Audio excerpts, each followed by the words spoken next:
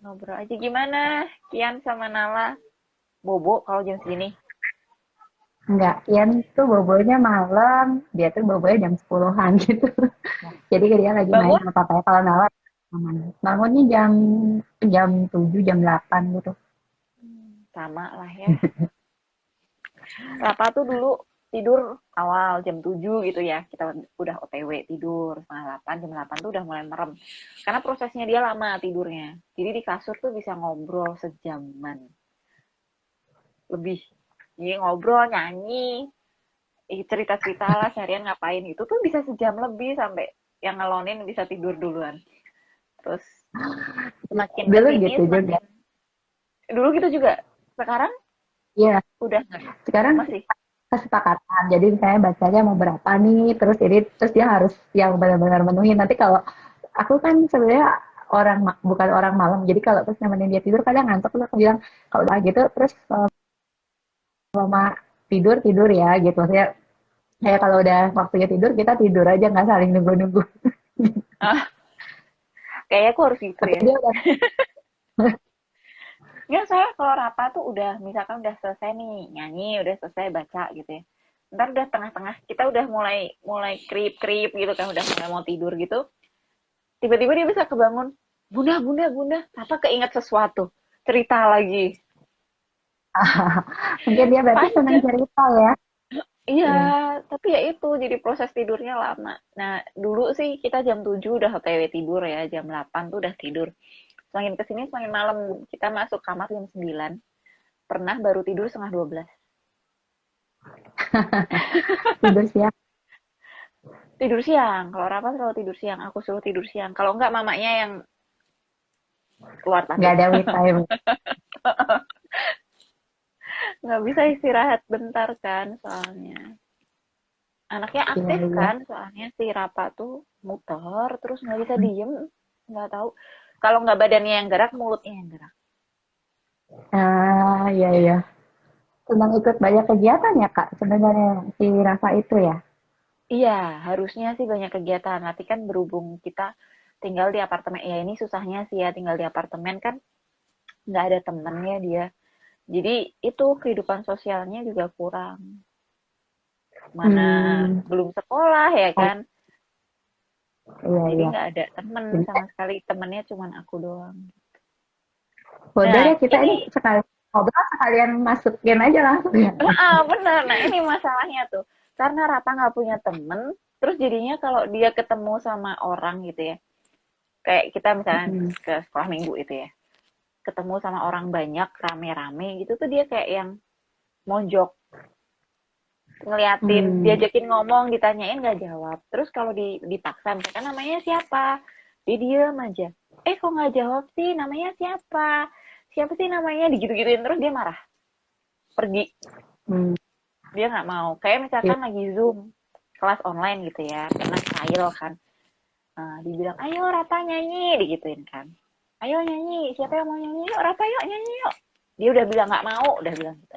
Terus dipaksa lagi, misalkan dibilang, ayo Rapa yuk, bisa yuk nyanyi apa, terserah Rapa deh mau nyanyi apa. Dia langsung ngambek, laptop langsung ditutup. Tuh gimana tuh? Ah, dia langsung masuk aja nih kak jadi sambil ngobrol Langsung ya. aja sambil curhat. Tuh tembak. Jadi kayak berasa quiz. Eh, tapi aku mau nanya dulu nih sebelumnya kalau kalau di rumah sendiri gimana? Kalau misalnya dalam kondisi Rafa tuh cuman sama ayah bundanya. Jadi kalau pas lagi Hmm, nggak di tempat umum, apakah dia seperti itu juga atau mungkin kalau bertiga lebih percaya diri, lebih merasa lebih pede. aman gitu? Kayak Mm-mm. jagoan kalau di rumah dia. Uh-uh. Nah ini emang nyambung sih kak sama topik kita malam ini kebetulan. Nah kalau yang jadi masuk masuk ya ini. Jadi kalau ada untuk anak-anak tertentu, memang ada sebagian anak yang mungkin ketika dia ketemu orang banyak di lingkungan sosial yang lebih besar di luar keluarganya, mereka tuh tipe yang anak-anak nggak bisa langsung panas. Nah itu sebenarnya salah satu jenis temperamen yang akan kita bahas juga malam ini gitu. Jadi Hmm. mungkin kalau yang tipe-tipenya seperti tadi yang kakak ceritain tentang Rafa itu dia termasuk anak slow to warm up sih gitu. Hmm. Tuh, jadi aku sambil langsung balik bahas itu ya kak ya, Yes, temperamen itu yes. kan mungkin teman-teman pernah ada suka baca, suka lihat di IG atau pernah baca di mana. Sebenarnya ada banyak gitu teori-teori tentang temperamen, tapi temperamen basic anak yang kita bahas malam ini tuh biasanya dikategorikan jadi tiga jenis temperamen gitu. Yang pertama tuh sebenarnya ada yang kita sebut easy child. Easy child itu anak-anak yang apa gampang sekali untuk mereka tuh adaptasi di lingkungan baru. Jadi istilahnya anaknya easy going sekali gitu ya, dibawa ke lingkungan mana aja oke, terus masuk lingkungan baru ketemu orang baru dia nggak masalah gitu. Ada juga anak-anak yang temperamennya tuh slow to warm up. Nah, yang temperamennya slow to warm up ini sebenarnya orang sering katakan gitu ya sepintas, ah anaknya pemalu nih, anaknya Sombong nggak suka nih, gitu. sosialisasi. Oh ya mungkin ada yang bilang sombong. Tapi sesungguhnya anak slow to warm up itu bukan anak pemalu, bukan anak sombong gitu, bukan anak yang nggak suka bersosialisasi, tapi sebenarnya mereka itu adalah anak-anak yang ketika mereka berada di lingkungan sosial, terutama lingkungan sosial yang baru, nah mereka tuh merasa butuh kenyamanan, baru mereka bisa berinteraksi dengan enak gitu dengan orang di Jadi mereka sekitarnya gitu. Jadi kayak observe dulu gitu ya. ya, mereka tuh lebih kayak pengen situasinya nyaman dulu nih. Aku udah kenal dulu, baru mereka bisa beradaptasi gitu. Sebenarnya nanti ketika mereka sudah nyaman, terus udah bisa beradaptasi dengan baik dengan lingkungan yang mereka ada di situ, mereka oke-oke aja gitu. Kita lihatnya oh, seperti anak-anak lain kok pada umumnya gitu. Jadi mungkin perbedaannya di awal situ. Nah, sebenarnya ada satu temperamen lagi. Di teorinya sendiri sih disebutnya difficult child, tapi beberapa orang termasuk aku sebenarnya kadang kalau kita sebutnya tipe difficult tuh kayak kasihan banget gitu ya disebut tipe susah gitu. Jadi ada juga yang menamakannya itu tipe challenging gitu ya, challenging temperamen challenging ini. Nah, ini juga sedikit mirip dengan slow to warm up. Jadi ketika dia berada di tempat baru, biasanya anaknya cenderung penolakan gitu. Dia kayak nggak mau ikut kegiatan, atau mungkin kalau dia mau masuk ke tempat baru, dia nggak mau masuk ruangannya, atau nggak mau berpisah sama kita gitu. Cuman mungkin yang sedikit membedakan slow to warm up ini dengan yang si challenging type ini atau active type ini, di energinya, level energinya. Kalau anak-anak slow to warm up, biasanya mereka itu walaupun ada penolakan, tapi mereka itu tipenya pasif. Maksudnya anaknya tuh nggak yang agresif, marah, meledak-ledak, tapi tipenya lebih calm. Dia nolak, tapi dia diem. Makanya suka Diam dibilangnya aja. kan pemalu, ya pemalu, sombong. Sementara kalau anak-anak yang tipe challenge atau aktif ini, mereka menolaknya juga dengan aktif gitu. Jadi mereka mungkin kayak nendang, marah, atau Hmm. justru ketika mereka sudah senang gitu di lingkungan yang mereka senangi, mereka nggak mau pulang, berlebihan gitu. Ada ya Hmm. kak pernah lihat ya anak yang oh nggak mau pulang terus dia marah gitu di tempat itu guling-guling. Nah Tantrum itu gitu. juga ya seperti throw tantrum gitu. Nah, itu perbedaannya di situ. Jadi kalau mungkin kalau anak slow to up, mereka lebih calm ketika menunjukkan emosinya. Sementara kalau anak-anak yang aktif ini, mereka lebih berapi-api gitu emosinya ketika menunjukkan keinginannya gitu. Gitu sih. Jadi high energy kalau yang tipe aktif Yang gitu. challenging. Tapi yang challenging. Nah, tapi sebenarnya dari ketiga jenis temperamen ini, apapun jenis temperamennya sebenarnya nggak terlalu masalah dalam kehidupan sosial anak-anak gitu. Hanya yang membedakan itu adalah cara kita ketika mendampingi atau ketika kita ketemu nih sama anak dengan tipe tertentu. Kita ketemu sama anak tipe yang isi, sama kita ketemu dengan anak yang tipe slow to warm up, tentu kita beda gitu ya. Kalau anak isi mah ya mungkin kita ajak sedikit dia udah langsung bisa ikut semua kegiatan. Nah untuk anak slow to warm up mungkin pendekatan kita yang harus lebih berbeda gitu dengan anak tipe isi, begitu juga dengan anak yang tipe aktif atau challenging tadi gitu. Gitu sih kak. Berarti kayak dari orang tuanya ke anaknya juga pasti beda ya. Betul. Nah, mungkin seringkali yang jadi tantangan buat orang tua adalah waktu mereka di rumah, biasanya rumah itu kan tempat teramannya anak lah ya, jadi be Paling yourself nyaman banget ya. gitu mereka. Ya, kalau di rumah kan anak sangat, oh udah jadi dirinya sendiri deh gitu ya. Iya. Nah, sering orang tua punya pengamatan ketika di rumah, oh anakku bisa gitu ya. Tapi ketika kita punya ekspektasi tersebut, pas di lingkungan sosial kok kenapa dia jadi begini? Nah, mungkin itu yang membuat orang tua jadi punya tantangan gitu ketika mendampingi anak-anak dengan tipe temperamen tertentu.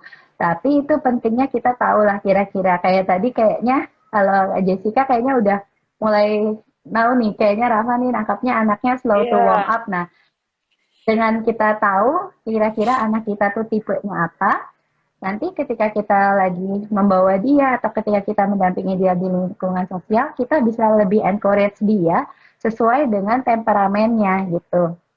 Mm-mm.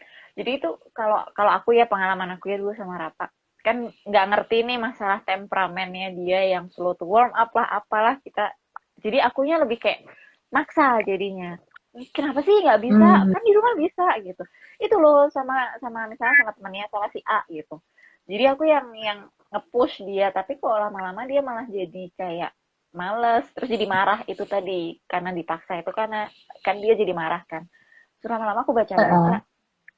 Oke, berarti Rapa nih tipe-tipe mesin diesel ya.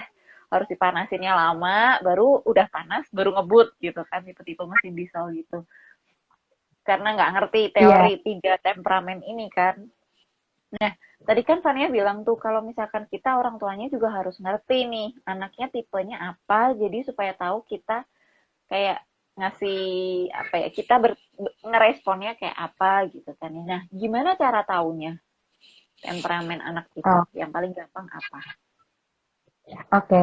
Nah, tadi kalau kita pengen tahu temperamen anak, memang kalau kita lagi dalam situasi di rumah aja, ada anak-anak tertentu yang temperamennya sangat gampang kelihatan. Justru biasanya kalau di rumah aja, anak-anak yang temperamennya paling cepat kelihatan itu yang tadi, yang tipe difficult atau challenging atau aktif. Karena anak-anak tersebut di rumah pun kelihatan kan kalau kita punya anak tuh dari bayi, oh iya temperamen ini tuh bawaan ya. Jadi temperamennya kebawaan. Jadi mungkin kita Ah, bisa lihat ketika mereka waktu dari bayi gitu ya, anak-anak dengan tipe temperamen ini tuh mereka itu agak-agak tidak menyukai rutin yang reguler. Jadi beda dengan anak-anak yang tipenya isi, ketika di rumah dikasih rutin, rutin itu seperti misalnya kayak pagi nih, kita nih bangun jam sekian, terus makan, terus mandi, terus kayak udah ada morning rutin gitu ya. Nah, anak-anak tipe isi dengan mudah bisa mengikuti itu di rumah ya. Nah, tapi mungkin untuk anak-anak yang dengan tipe difficult atau active tadi, dengan rutin itu tuh nggak selalu mereka bisa ikuti. Kadang-kadang mereka punya jadwal yang sesuai keinginannya sendiri gitu. Jadi misalnya mau ini, tapi dikali waktu mau, dikali waktu nggak mau. Nah, itu bisa kita deteksi dari rutin itu kalau kita di rumah. Nah, tapi sebenarnya lebih kelihatan lagi ketika mereka berada di lingkungan luar rumah. Kalau kayak tadi itu dibawa ke sosial keluar rumah, untuk anak-anak yang isi, mereka cepat gitu berbaur. Mungkin lihat orang lain bisa aja gitu sebentar udah make friend sama orang baru atau mungkin nyapa-nyapa orang yang lebih tua, nyapa bu gurunya atau siapa gitu gampang gitu buat mereka. Sementara ketika kita lihat kok anak kita kalau di rumah bisa ya, tapi ternyata kalau pas misalnya di lingkungan sosial dia tampak seperti malu atau butuh waktu.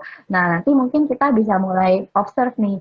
Oh, jangan-jangan mungkin anak kita ini tipe yang slow to warm up kayak gitu. Jadi itu mungkin kita mulai bisa notes, oh nggak bisa dipaksa gitu. Karena kalau untuk tipe temperamen ini, semakin kita memaksa dia, dia malah semakin nggak nyaman. Dan kalau dia nggak nyaman tuh makin makin slow gitu untuk dia ya. panas gitu. Ya, jadi Kayak dia makin memang harus nolak gitu dibuatnya. ya.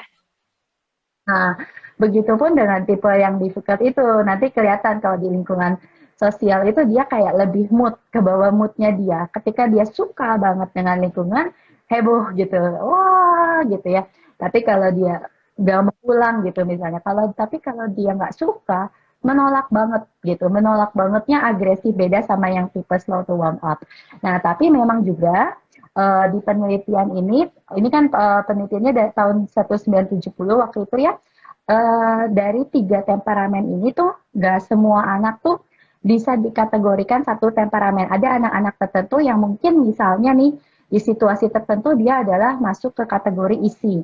Tapi untuk situasi lain dia nanti masuknya ke slow to warm up. Contohnya misalnya anak ini mungkin isi ketika dia di pertemanan, terus kalau misalnya situasi main gitu ya, main di playground misalnya atau di rumah dia isi gitu.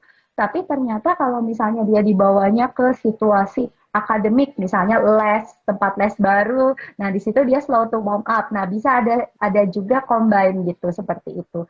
Jadi memang kita walaupun kita udah kebaca nih anak kita kira-kira tipe temperamennya gini, bukan berarti kita langsung kotakin perilakunya harus A gitu, tapi kita bisa melihat oh dari 3 temperamen ini oh kelihatannya di situasi ini dia itu tipe yang isi. Oh berarti kita harus gimana nih sama dia. Kalau di situasi B dia tipe-tipe yang slow nih di sini. Nah, kita bisa lebih kasih dukungan di situ kayak gitu sih.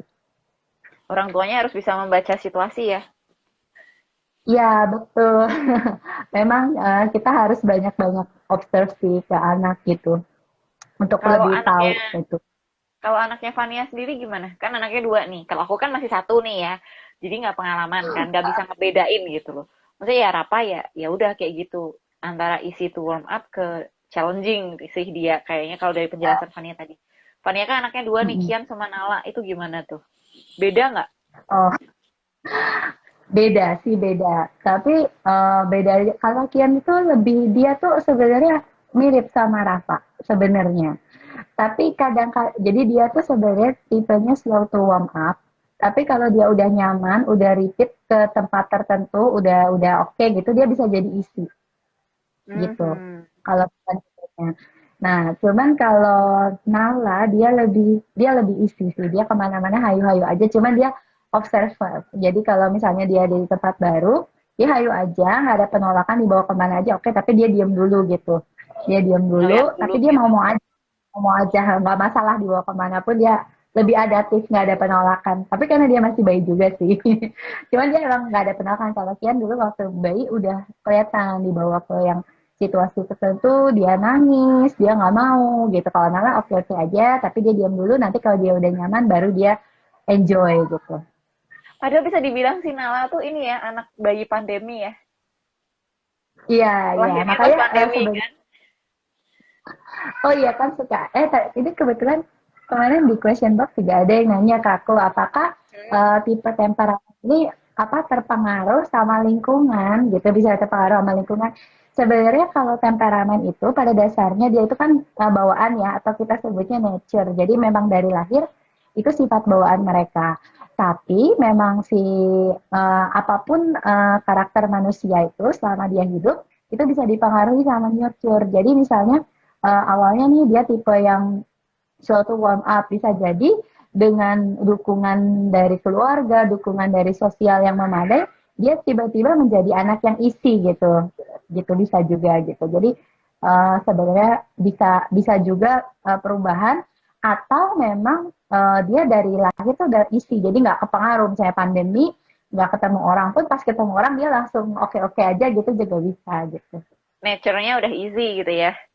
Tapi bisa Ada nggak yang seperti itu. berubah berubah misalkan dari easy mungkin karena ada banyak tekanan pressure dari orang tua dituntut harus bersosialisasi atau apa terus tiba-tiba dia bisa jadi challenging gitu bisa nggak sih yang benar-benar drastis banget berubahnya. Sebenarnya kalau namanya manusia ya bisa, bisa aja sih, bisa aja. Karena ini kalau kayak misalnya anak-anak dengan temperamen isi, biasanya tuh kalau misalnya dia ada di lingkungan yang banyak orang nih, misalnya kayak di sekolah atau di rumah yang banyak saudara ya, misalnya banyak kan gitu. Seringkali tuh salah satu tantangan untuk anak-anak ini adalah mereka jadi kayak merasa kurang diperhatikan karena kan mungkin orang tua atau guru pendampingnya tuh menganggap ah mereka tuh bisa diandalkan gitu. Jadi kayak ya udah kamu udah bisa adaptasi. Nah, seringkali hal-hal seperti itu yang membuat mereka jadi ya udah mereka coba-coba challenging behavior gitu. Kayak Hmm. gitu sih.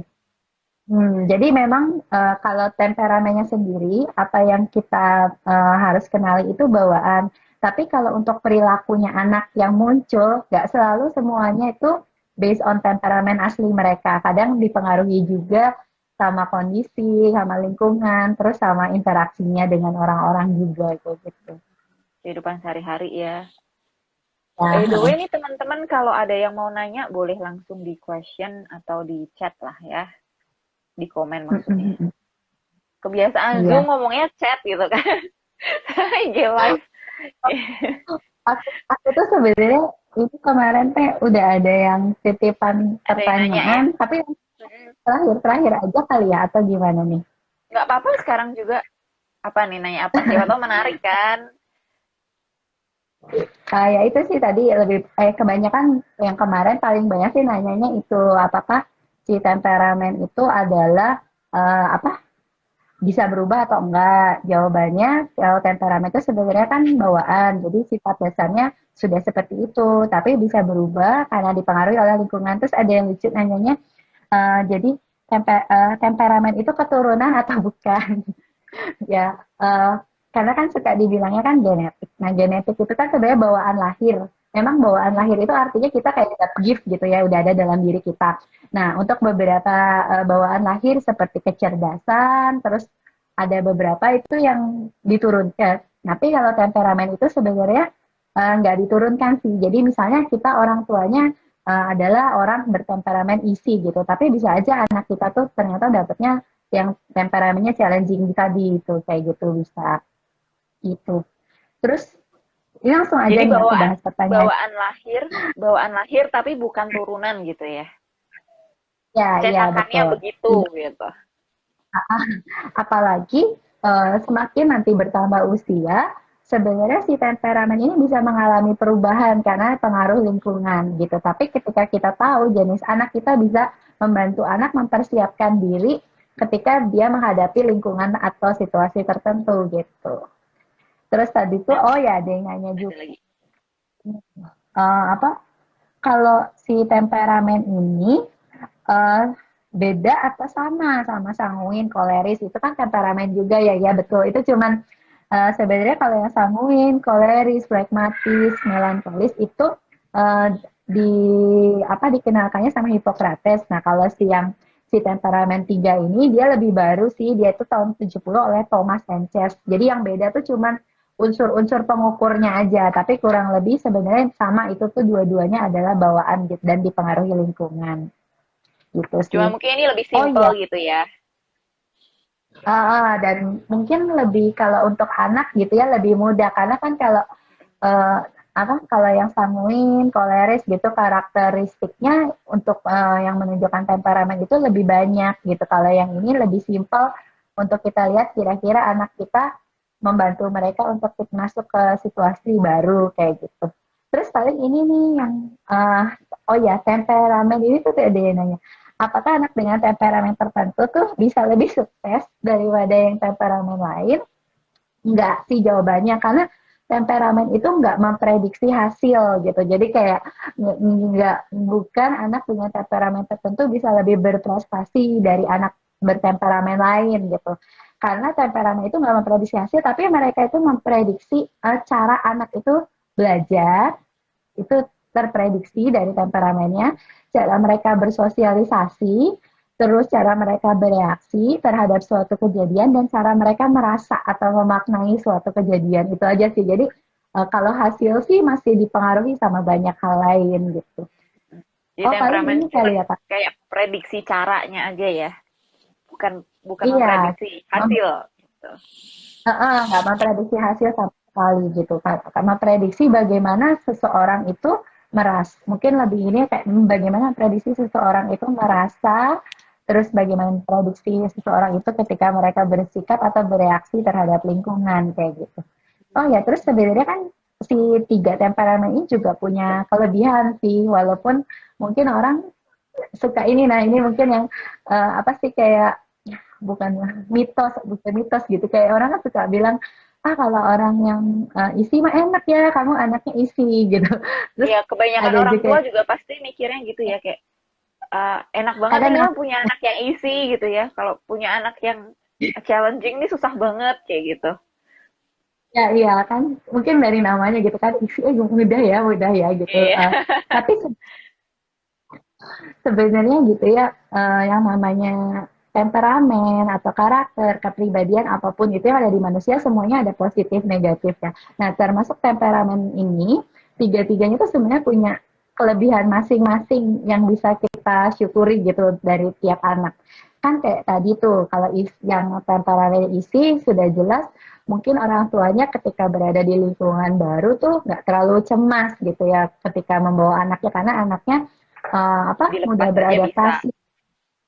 Ya, kita istilahnya orang tuanya juga lebih mudah beradaptasi di lingkungan baru. Tapi, oh ini langsung aja ya dinamikanya. Tapi mungkin kecemasannya untuk orang anak-anak isi ini berbeda gitu. Mungkin orang tua dengan anak-anak isi ini justru kesulitan ketika mereka mengatur batasan dengan anak ini gitu. Karena kalau anak isi biasanya tuh mereka kayak ramah terus oke dengan siapa aja sehingga nanti malah kurang batasannya gitu di mana dia harus kan nggak semua orang bisa diajak berteman dengan bebas gitu untuk safety ya ini terutama gitu ada beberapa orang tua dengan anak-anak isi justru harus lebih strict di batasan terhadap anak-anak ini gitu terus Takutnya diajak batasan siapa yang ikut gitu ya.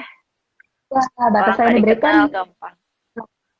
begitu juga untuk ajakan ini Kak, ajakan perilaku. Jadi misalnya kayak untuk anak-anak tipe isi temennya mengajakin dia uh, apa gitu ya melakukan hal-hal yang Yang mungkin jelek nggak gitu. boleh jelek sama orang tuanya nggak boleh, tapi dia mau aja gitu bisa bisa jadi gitu karena saking mereka tuh mudah beradaptasi, mudah berkawan gitu kayak gitu. Saking Itu gampangnya yang ya. iya, jadi sebenarnya ada positif, ada negatifnya juga gitu.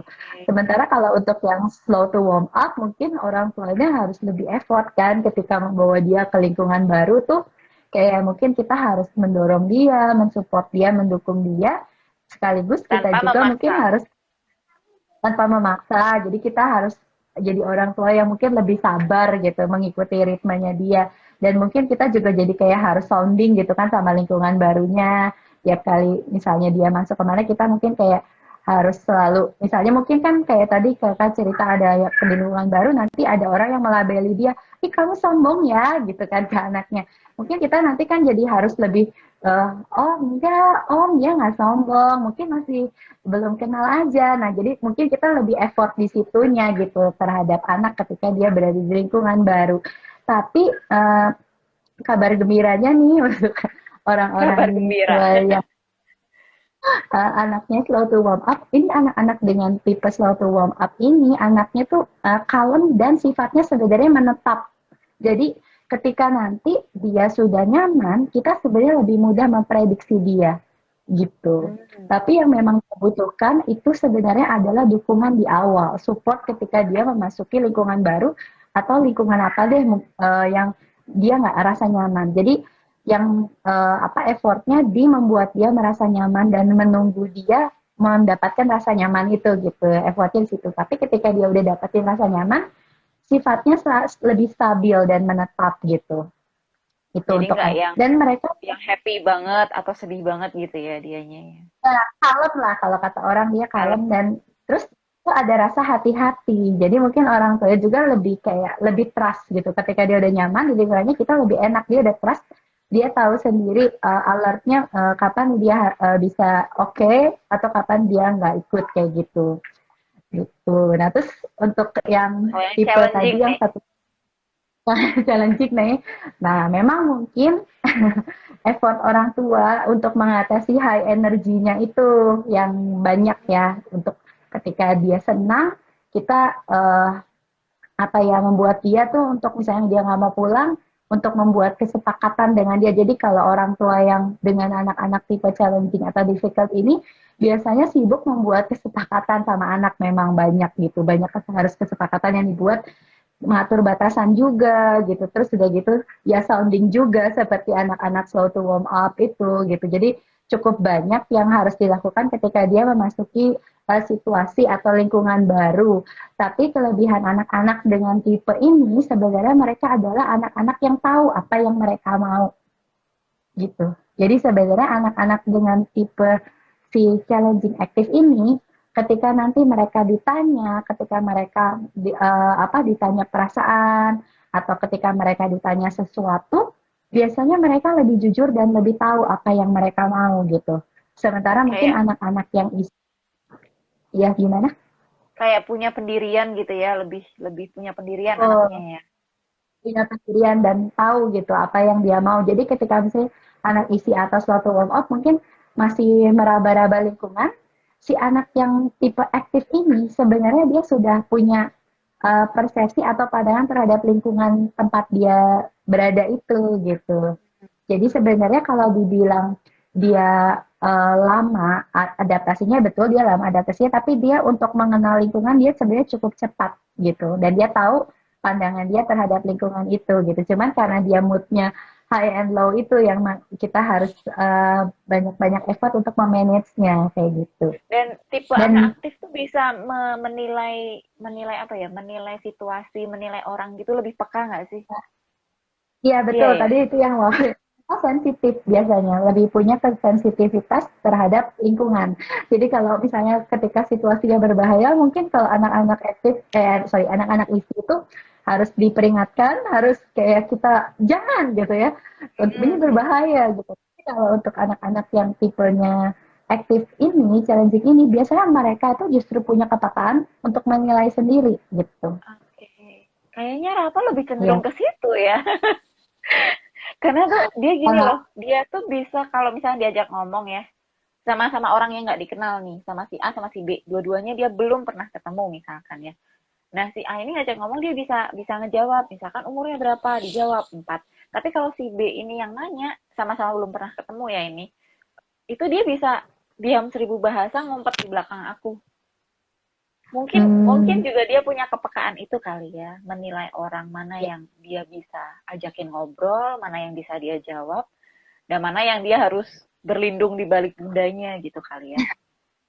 Ya, sebenarnya anak-anak slow to warm up juga bisa sih sensitif itu. Pokoknya kalau yang slow to warm up dan si apa yang tadi aktif itu Aktif. perbedaan paling signifikan itu di level of energy mereka ketika mereka berespon. Jadi kalau yang anak slow to warm up lebih cenderung orang tuh kayak nggak bilang mereka tuh misalnya nih ya, ini contoh kasus di lingkungan baru tuh mereka biasanya lebih sering dilabeli pemalu, sombong, itu anak-anak slow to Karena warm up. diem ya. Sementara sementara kalau anak-anak yang dengan temperamen difficult atau aktif ini biasanya labelnya bukan pemalu atau sombong, justru kayak yang apa ya pembuat onar gitu terus oh Nyebelin suka gitu. nangis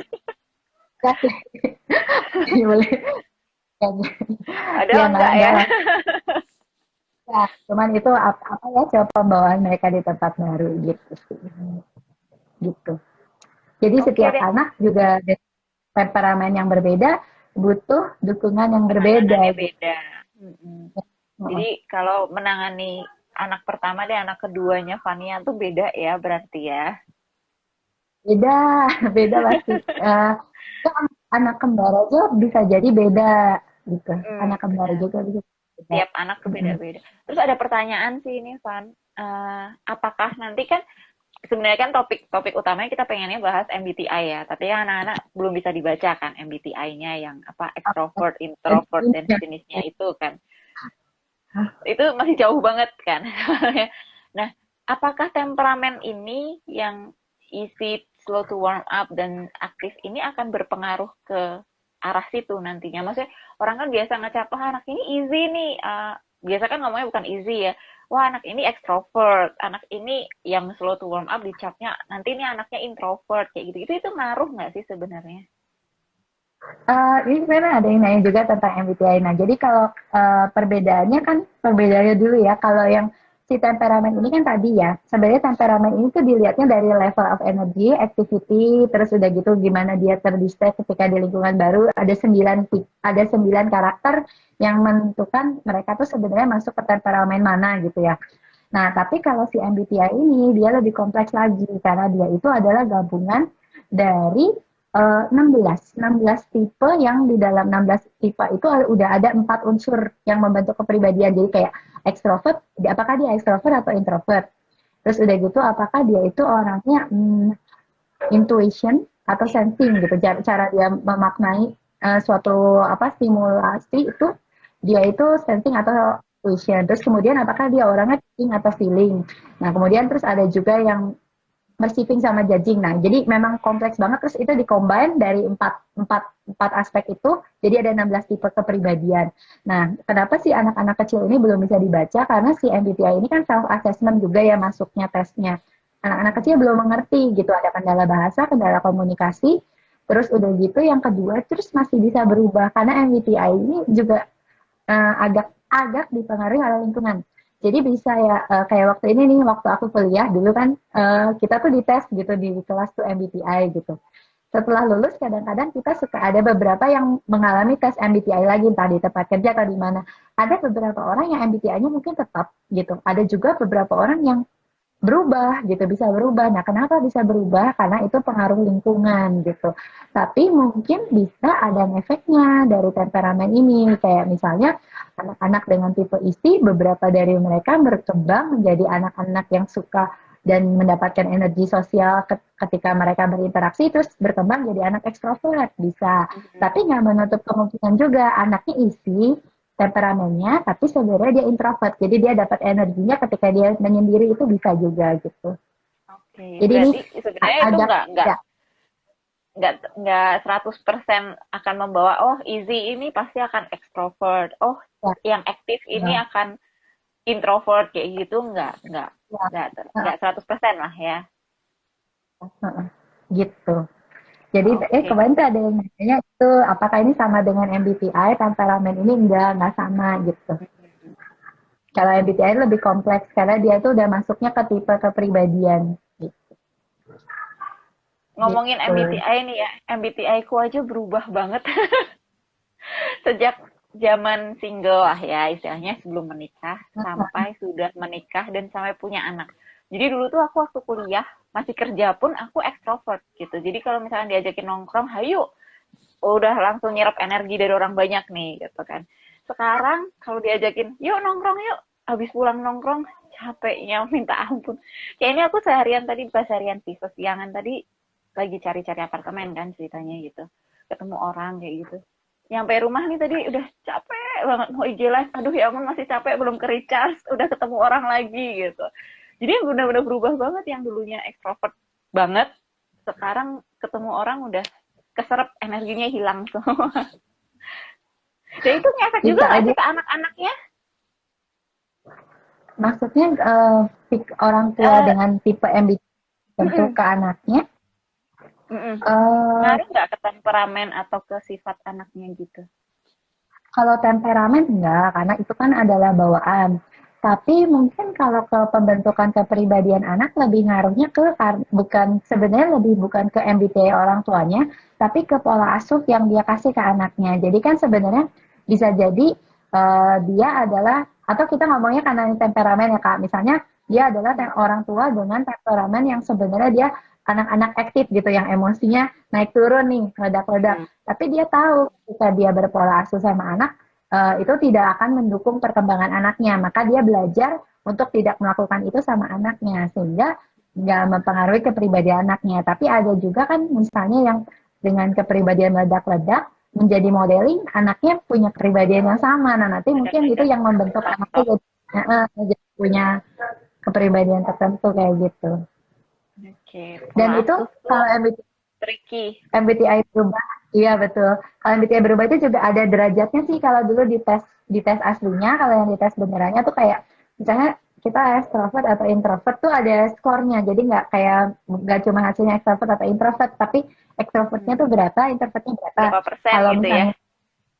misalnya ada skor tertentu itu tuh dekat untuk perubahan, tapi ada juga yang kaku gitu. Jadi kalau kayak skornya tinggi, berarti dia udah murni ekstrovert gitu. Kayak sulit untuk dia berubah jadi introvert, tapi bisa aja, cuman lebih sulit gitu dibanding yang skornya mepet kayak gitu.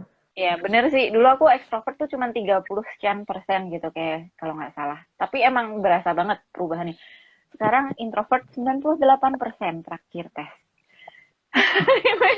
Berasa banget.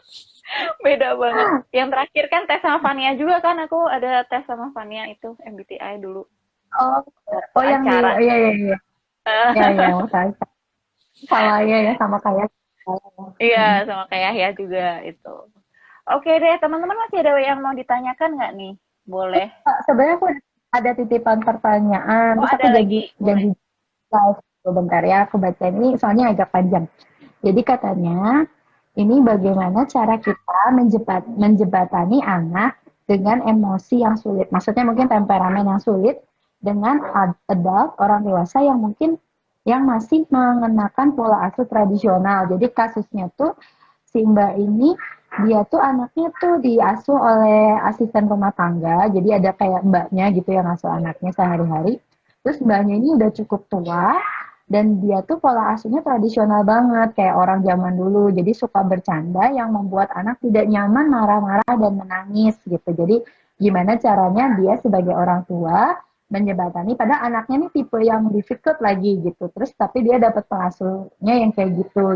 Nah, dia nanya. Nah, ini aku sekalian jawab di sini aja. Tadi saya jadi jawabnya di live. Jadi kalau misalnya kita nih sebagai orang tua, terus kemudian kebetulan caregiver atau support system kita, ternyata nih pola asuhnya berbeda sama kita gitu. Nah, apa yang harus kita lakukan? Sebenarnya kalau idealnya banget orang tua, ayah dan ibu tuh pola asuhnya wajib sama kalau bisa ya, ini idealnya banget.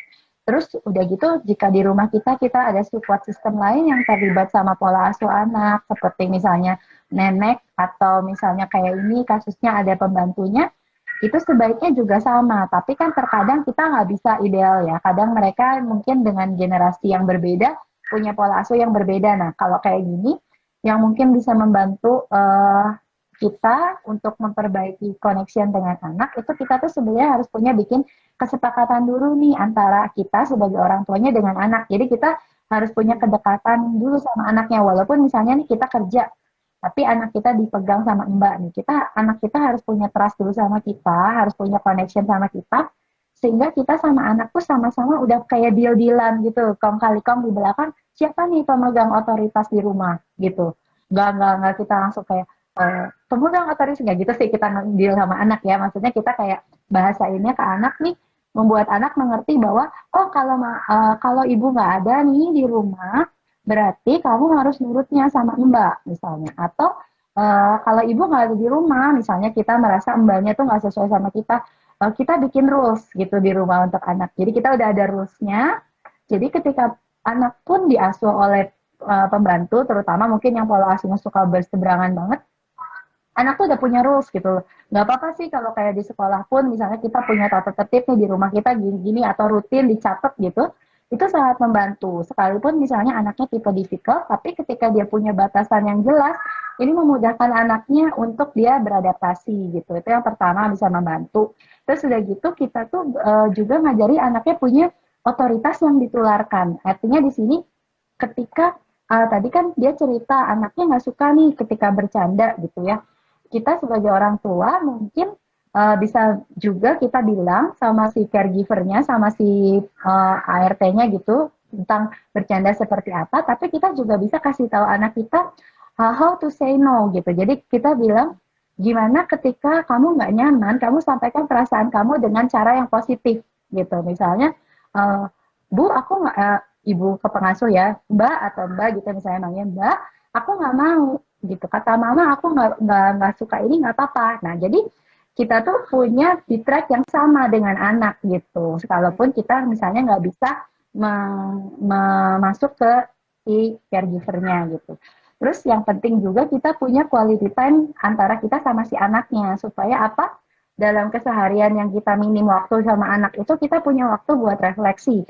nah yang refleksi ini aku tadi juga siang baru ngobrol nih sama Mbak Feby ada nggak ya tadi pokoknya tentang refleksi ini kadang-kadang orang tua suka mikir anak kecil refleksi tuh kayak apa gitu ya kayak kalau kita kan mungkin orang gede kita bisa kayak evaluasi hari ini seperti ini nah tapi sebenarnya anak kecil bisa kalau mulai kita ajarin memang di awal kayak kita ngomong sendiri kayak kita monolog gitu ya tapi sebenarnya itu ngefek banget ketika nanti mereka dewasa mereka terbiasa jadi anak yang bisa ngungkapin apa yang mereka rasakan dan itu sangat berguna terutama untuk orang tua yang mungkin kayak Mbak ini nggak apa kerja jadi anaknya diasuh oleh orang lain jadi ketika malam kita bisa tanya nih ke anaknya gimana hari ini ada yang kamu senang nggak ada yang kamu kurang senang ada kejadian yang bikin kamu marah atau takut nah itu kita banyak di situ bangun koneksi jadi sekalipun kita nggak hadir dalam setiap hari, tapi kita punya waktu berkualitas sama anak gitu. Kayak Karena curhat ya, anaknya biar curhat gitu ya. karena sebenarnya sesungguhnya anak juga oke kok, kalaupun orang tuanya bekerja, kalau orang tuanya nggak banyak waktu sama anak tuh sebenarnya nggak apa-apa. Yang penting kualitasnya ketika bersama itu ada gitu. Jadi walaupun waktunya sedikit, tapi kalau berkualitas dan ada koneksi dengan anaknya, very oke gitu, nggak apa-apa. Jadi anak tetap bisa berkoneksi dengan orang tua. Terus kerjasama dengan anak itu penting. Jadi kita tuh ketika yang tadi kayak si Mbak ini, walaupun ada pembantu di rumah, nah itu kan istilahnya kita anggap orang luar ya, kita punya tim inti itu keluarga, itu family, yang family keluarga inti, ayah, ibu, dan anak. Nah itu tuh kita harus selalu menganggap anak itu dan orang tua itu kita tuh satu tim, jadi kita jadikan anak itu partner, jadi kita selalu bilang ke mereka bahwa ini rules kita, rules tim kita. Kalau ada mbak akan membantu kita untuk melakukan rules ini, tapi ini kita tim intinya, jadi si anak itu terbiasa untuk mengikuti rules karena memang dia adalah anggota dari tim, bukan karena disuruh mbak atau disuruh siapa kayak gitu sih. Mungkin semoga bisa membantu ya Mbak Itu Sagari, ada dari nggak ya? usia berapa ya, Van ya? Untuk apa? Yang Misalkan mana? tadi kayak cerita, ngajakin cerita, itu kita bisa mulai. Tadi kan Vania bilang kita bisa mulai dengan monolog dari kitanya dulu gitu. Nah, kita monolog itu tuh dari anak usia berapa kita bisa melakukan itu supaya nantinya anak jadi terbiasa cerita. Itu sebenarnya bisa dari bayi Kak. Jadi monolognya nggak harus selalu kayak kita curhat, mama sedih, mama senang gitu ya, nggak usah nggak usah sama gitu. Tapi kita kalau misalnya kayak dari bayi, kita bisa mulai dengan kita mendeskripsikan kegiatan yang sedang mereka lakukan. Jadi kayak misalnya bayi itu kan kita suka kalau habis mandi kita pakaiin baju tuh, kan pakai masih mereka masih semuanya dipakein kita. Nah kita bisa ngomong gitu, mama mau pakein kamu baju ya. Sekarang tangannya masukin, walaupun tangannya yang ngerakin kita nih, kan tangannya masukin ya, ditekuk dulu ya, kayak gitu-gitu. Seperti itu yang sesimpel itu, tapi kita ajak ngomong. Terus kan kadang-kadang untuk beberapa anak nggak suka pakai baju gitu, wajar, bayi itu suka ada yang nangis kan kalau dipakein baju. Kenapa? Nggak nyaman ya? Apa gatel ya? Mungkin kita nebak-nebakan, kita tahu kan kalau masih bayi, Iya. gatel ya bahan bajunya, panas ya, tapi kamu harus pakai baju, kalau enggak digigit nyamuk. Nah seperti itu sebenarnya itu udah melatih mereka untuk oh oke. Mungkin pas bayi mereka nggak tahu, tapi itu terekam. Oh ini tuh nggak nyaman. Kalau aku nangis gini tuh karena aku merasa nggak nyaman. Nah itu juga mempengaruhi mereka. Jadi mereka tuh terbiasa untuk menyampaikan perasaannya ketika mereka udah lebih besar. Nah nanti apapun temperamen anaknya nih, kegiatan mereka menyampaikan perasaan kepada kita itu adalah kayak kunci penting untuk kita mendampingi mereka. Jadi kalau kita tahu mereka posisinya di mana nih, perasaannya udah nyaman atau belum, akan lebih mudah kita masuknya gitu lewat mana kayak gitu. Oke deh. Seru sih ya ngomongin temperamen anak karena bakalan banyak banget pertanyaan sebenarnya. Case per case karena tiap anak kan beda-beda ya. Tapi yang Tania bilang tadi bener sih, anak yang easy mungkin lebih susah untuk menyatakan perasaan dengan temperamen yang easy ya. Tadi Fania bilang gitu kan ya. Untuk anak-anak Mm-mm. yang slow to warm up sama yang aktif mungkin lebih lebih bisa mengungkapkan perasaannya, terutama yang aktif. Eh, ini pertanyaan lagi nih, apakah itu pengaruh dari diajak ngobrol itu juga? Maksudnya kayak untuk mereka menyadari perasaan mereka itu apakah itu ngaruh juga dengan kita ngajakin ngobrol kayak yang tadi itu? Karena kalau setiap anak kan sebenarnya punya sensitivitas yang berbeda ya. Itu yang juga mempengaruhi temperamen mereka. Sensitivitas terhadap perasaan mereka itu tiap orang beda. Kayak kita orang dewasa juga ada yang orangnya gampang ngerti dirinya, ada juga yang gak ngerti, tahu-tahu udah marah, gak ngerti, tahu-tahu burn out gitu kan. Nah, itu sebenarnya udah ada di dalam dirinya. Nah, tapi kalau kita terbiasa melakukan komunikasi, itu membantu mereka untuk mengenali dirinya, jadi menyadari perasaannya. Karena kan sebenarnya ketika anak lahir dan mereka belum tahu bahasa, belum tahu kata-kata, mereka juga sudah punya emosi di dalam dirinya, sudah ada emosi, tapi mereka tidak tahu ini namanya emosi apa, terus how to handle emosinya gitu. Kalau mereka tahu cara mengkomunikasikannya, mereka tahu emosi apa yang ada di dalam dirinya, itu akan sangat membantu mereka Jadi ketika misalnya anak usia 2 tahun tuh kan sering sering dibilang, oh anak 2 tahun sering tantrum. Kadang-kadang kenapa tantrum? Karena mereka tuh sebenarnya merasa ada yang nggak enak, tapi mereka nggak tahu itu apa Iya. gitu. Dengan kita Dan nggak bisa membantu mereka, ngomongin kita juga ya. iya, kita bantu mereka, oh kamu ternyata marah. Marahnya tuh karena apa? Apa yang kamu nggak suka? Jadi membuat mereka membedah lapisan perasaannya gitu. Dan itu akan sangat membantu mereka untuk mengurangi emosi-emosi yang ada di dalam dirinya gitu. Oke. Ini rada lompat lagi nih. Keingetan tadi yang Fania bilang sama mbaknya bercandanya, anaknya nggak suka cara bercanda mbaknya. Ini kejadian juga sama Rapa, bukan sama mbak, karena aku nggak ada ART ya. Tapi sama adik aku waktu pulang ke Semarang gitu ya. Sering banget dipecandain. Aku bilangnya itu bullying sih. Ngebully anak-anak gitu aku bilangnya. Jadi si Rafa tuh nggak suka dipecandain sama adik aku, Omnya lah ya berarti ya.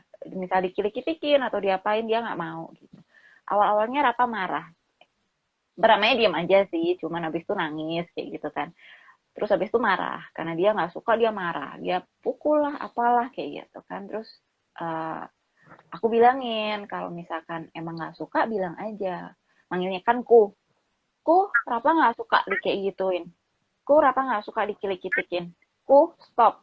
Jadi uh, ya apa ya, basic basic needs-nya dia, basic skill-nya dia untuk menghadapi bully, ya kan bisa dibilang itu bullying juga kan, melakukan sesuatu yang anak nggak suka terus anaknya sampai marah gitu kan.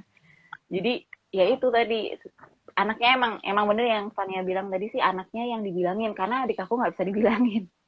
Kan dia ngerasanya cuman bercanda doang kok kayak gitu kan, biasa kan orang gede nganggapnya bercanda, tapi anak-anak kan ya nggak ngerti lah itu Iya, bercanda, dia nggak suka gitu, pokoknya nggak suka.